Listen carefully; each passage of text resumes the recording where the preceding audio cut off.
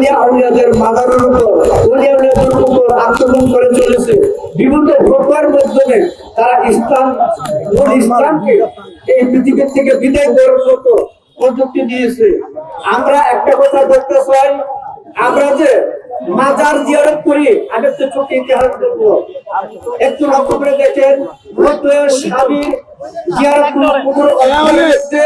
হজরতে সাইবার রাদিয়াল্লাহু তাআলা বর্ণিত হাদিস হতে জানা যায় যে আমাদের নবী করিম সাল্লাল্লাহু আলাইহি ওয়াসাল্লাম বছরে একবার উহুদ যুদ্ধের শহীদদের মাজারে যাইয়া সেই মাজার জিয়ারত করতেন এবং হযরত ফাতেমা রাদিয়াল্লাহু সাল্লাম সেই উহুদ প্রান্তরে মাজারে জিয়ারত করতেন, আর দাদা হযরত আলী হামদার মাজার সংস্কার করতেন এবং বছরে একবার হযরত আয়েশা সিদ্দিকা রাদিয়াল্লাহু আনহা মদিনা থেকে 100 কিলোমিটার করে মক্কায় যাইয়া আব্দুর রহমানকে নিয়ে আবু বকরের মাজার তিনি জিয়ারত করতেন।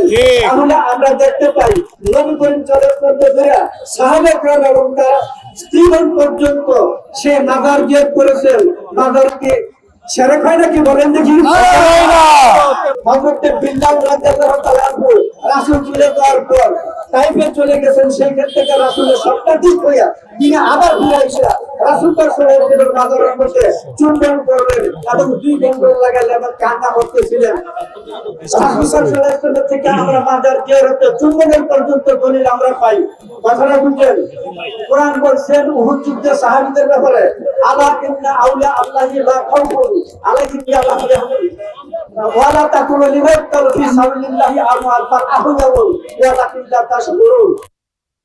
যুদ্ধের শহীদদের ব্যাপারে নাযিল করছেন, কাফেররা ওই মাজারের মধ্যে যাইয়া শহীদদেরকে বলতেন আপনারা মারা গেছেন, তোমরা মারা গেছো, আমরা এখন জীবিত আছি, আল্লাহ পাক আমাদেরকে তোমাদেরকে মুক্তিপণ দান করছেন, আমরা এখন জীবিত আছি, আমরা দুনিয়ার সুখ করতে পারতেছি। এই পরিপ্রেক্ষিতে আয়াত নাযিল হয়েছিল ওয়ালা তাকুলু এবং